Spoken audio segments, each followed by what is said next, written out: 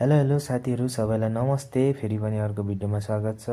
ल आज चाहिँ हामी चट्ट लाएर 3 भाइ भएर हैन के भन्दाखेरि पानीपुरी खानु जाने सल्लाह भयो। अनि यहाँ चाहिँ हामी चट्ट लाएर जाँदैछौँ 3 जना भएर। एकजना चाहिँ मोबाइल खेलाइरहेछ, अर्को भाइले चाहिँ छिटो जाउँ भन्दैछ।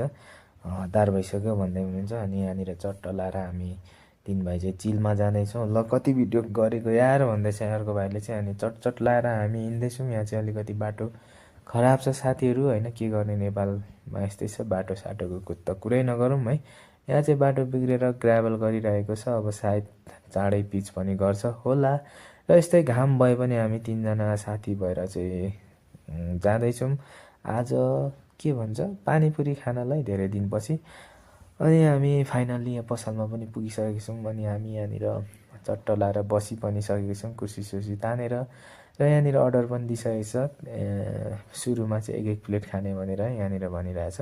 हामी चाहिँ पिरो खाँदैनौँ भनेर अर्डर सडर पनि गरिसकेको छ। यहाँनिर बहिनीहरूले दामी तरिकाले बनाउँदैछ। यहाँ खोर्सानी हेऱ्यो भने त अम्बौ यसले त है पोलेरै मार्छ। र यहाँ हामी हल्का कफ सप हानिराखेको छौँ।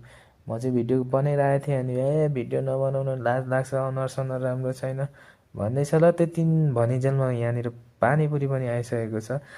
र भाइहरूले चाहिँ स्टार्ट हानिसकेको छ। फाइनल्ली एकदमै पानीपुरी चाहिँ मिठो थियो है, एकदमै राम्रो बनाउँदो रहेछ बहिनीहरूले।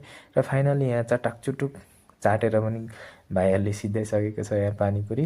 र खासमा दुई प्लेट खायो, एक प्लेटको मात्रै भिडियो गरेर फाइनल्ली यहाँ भाइले पैसा सैसा पनि दिइसकेको छ। अनि यहाँनिर पैसा दिइसकेर हामी आफ्नो बाटो लाग्यौँ।